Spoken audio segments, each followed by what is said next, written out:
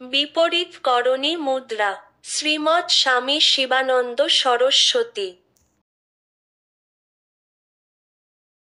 পদদ্বয়কে ঊর্ধ্বে তুলিয়া শরীরকে বিপরীতভাবে স্থাপন করিবে। যোগীদের ভাষায়, ঊর্ধ্বে চ নিয়তে সূর্যশ্চন্দ্রশ্চধ্বহানয়েৎ।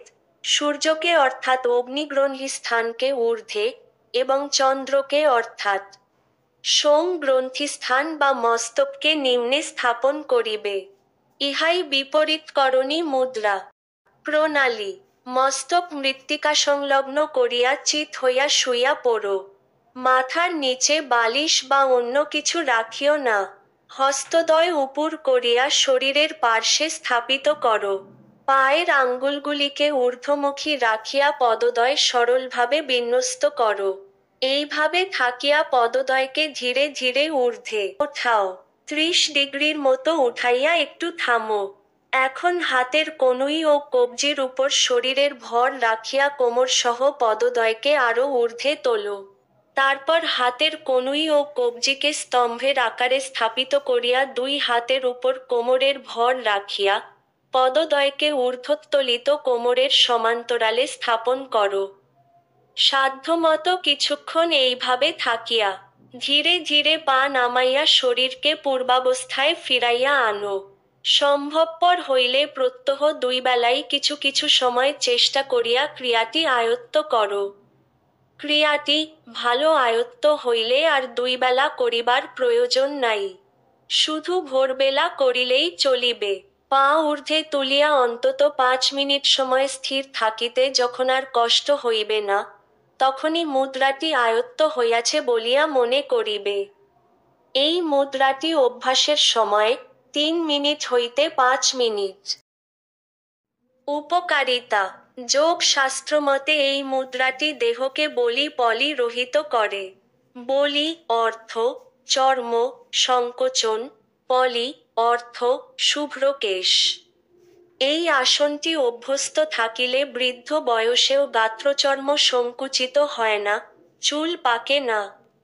আমরণ দেহ যুবকের মতো নিটোল থাকে, যৌবন শক্তি অক্ষুণ্ণ থাকে। এই মুদ্রাটি অভ্যাসে নভগ্রন্থি সবল হয়, কোষ্ঠকাঠিন্য নিবারিত হয়, অজীর্ণ রোগ নির্মূল হয়, জঠরাগ্নি বৃদ্ধি পায়, রক্তশূন্যতা দূর হয়, শরীর সবলতর হয়। এই মুদ্রাটি দেহের সর্বপ্রকার রোগ বিষ নষ্ট করে। যে সমস্ত রক্তবাহী নাড়ী বা ধমনীর সাহায্যে নিম্নাঙ্গ হইতে ঊর্ধ্বাঙ্গে, মস্তিষ্ক প্রভৃতিতে রক্ত পরিচালিত হয়, সর্বদা মাধ্যাকর্ষণ নিয়মের বিরুদ্ধাচরণ করিতে হয় বলিয়া, তাহারা সহজেই ক্লান্ত ও দুর্বল হইয়া পড়ে এবং শক্তিক্ষয়ের যথোচিত পরিপূরণের অভাবে দেহ জরাগ্রস্ত হইয়া থাকে। শারীরিক দুর্বলতা বোধ করা, মাথা ঘোরা, সময় সময় চোখে অন্ধকার দেখা প্রভৃতি অবসাদের মূল কারণ ঊর্ধ্বাঙ্গে রক্তবাহী নাড়ী বা ধমনীমণ্ডলীর যথোচিত রক্ত পরিচালনে অক্ষমতা। এই অক্ষমতা দূর করার প্রকৃষ্ট উপায় ধমনীমণ্ডলীকে প্রত্যহ কিছুক্ষণ বিশ্রাম দেওয়ার ব্যবস্থা করা। আমরা যেমন নিদ্রার পর বা বিশ্রামের পর নূতন কর্মশক্তি লাভ করি, এই সমস্ত ধমনীমণ্ডলীর তেমনি বিশ্রাম দ্বারা নবশক্তি অর্জন করা প্রয়োজন। মস্তিষ্ক নিম্নে স্থাপিত করিয়া পদদ্বয় ঊর্ধ্বে তুলিয়া রাখিলে রক্তবাহা নাড়ীমণ্ডলী ঊর্ধ্বাঙ্গে রক্ত পরিচালনার গুরুতর শ্রম হইতে সাময়িক অব্যাহতি পায়। প্রতিদিন কিছু সময় এইরূপ বিশ্রাম পাইলে ইহাদের কর্মশক্তি চিরদিন অক্ষুণ্ণ থাকে। দেহে যৌবনোচিত শক্তি সামর্থ্য অটুট থাকে। ফলে অকালে মানুষকে গলিত অঙ্গ, পলিত মুণ্ড ও দন্তবিহীন হইতে হয় না। এই মুদ্রাটি জরা ও বার্ধক্য হইতে দেহকে রক্ষা করিতে বিশেষভাবেই সহায়তা করে। যোগীরা বলেন, মস্তকে অবস্থিত এই সোম গ্রন্থিটি দেহস্থ প্রাণশক্তির কেন্দ্রস্থান।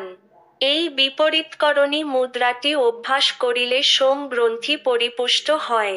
এই সোম গ্রন্থি নিঃসৃত অমৃতধারায় প্রাণধারায় সমগ্র দেহ প্লাবিত হয়। এই জন্যই এই মুদ্রাটি অভ্যাসে দেহ দ্রুত জীবনী শক্তি লাভ করে, দ্রুত সবলতর হয়।